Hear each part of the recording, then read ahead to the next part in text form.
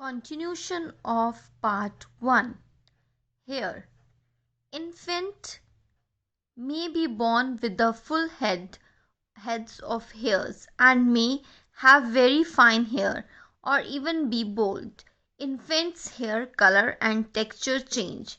Red can give way to blonde, curly can go straight, and babies' thick dark hair could make its reappearance a lot sparser and lighter. The scalp may also be temporarily brushed or swollen, especially in hairless newborns, and the area around the eyes may be puffy. Skin. Immediately after birth, a newborn's skin is often grayish to dusky blue in color.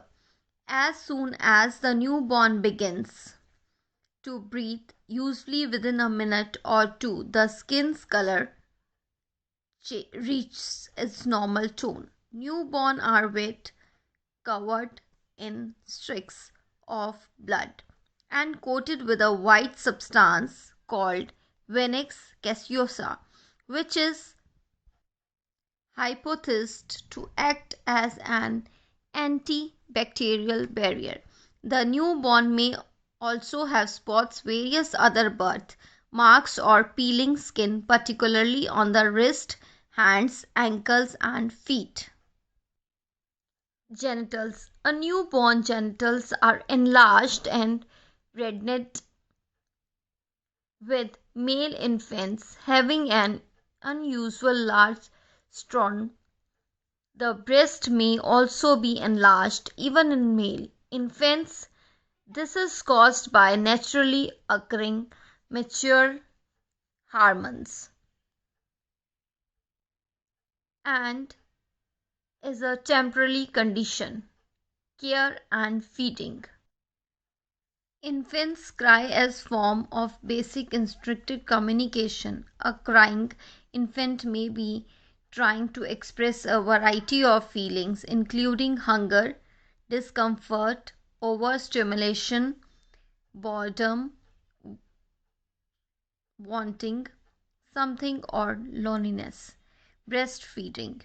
It is the recommended method of feeding by all major infant health organizations. If breastfeeding is not possible or desired, bottle feeding is done with expressed breastfeeding or with infant formula. Adequate food consumptions at any early age is vital for an infant's development.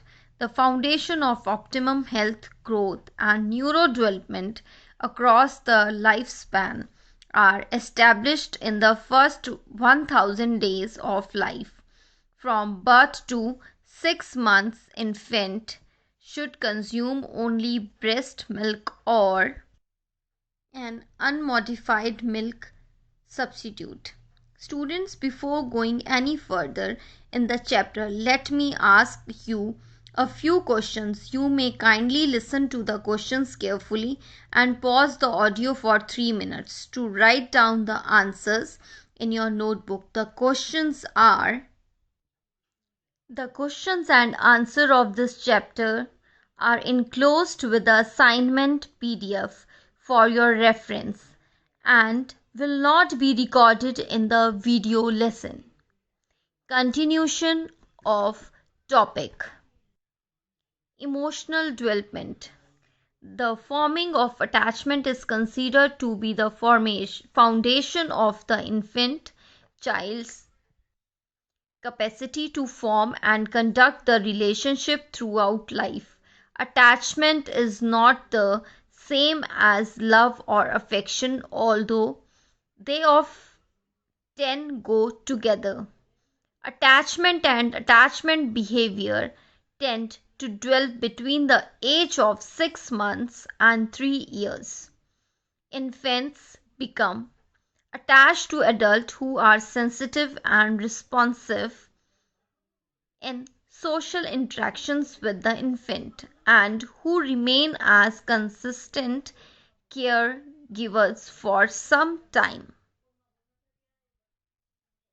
Parental responses led to the development of patterns of attachment, which is turn led to internal working models which will be guide the individual's feeling, toughs, thoughts and expectations is later relationship. There are a number of attachment style, namely secure,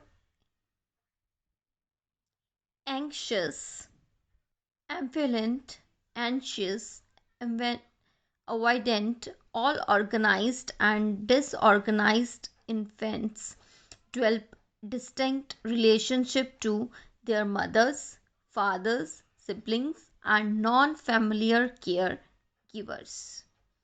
Hope you all have understand the physical character of infant. All of you are required to write these questions and answers in your notebook. Thank you.